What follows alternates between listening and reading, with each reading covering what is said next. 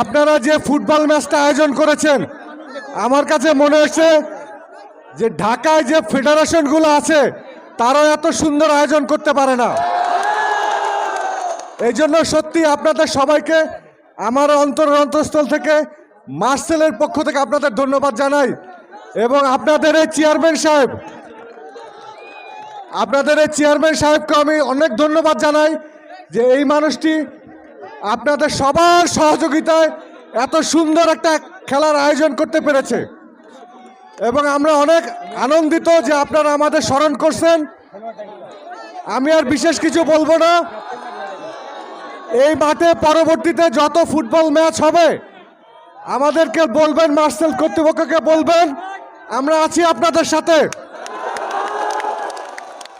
আমার ভীষণ ভালো লাগছে আপনাদের এই আনন্দঘন পরিবেশ, এই সুশৃঙ্খল পরিবেশ। এটা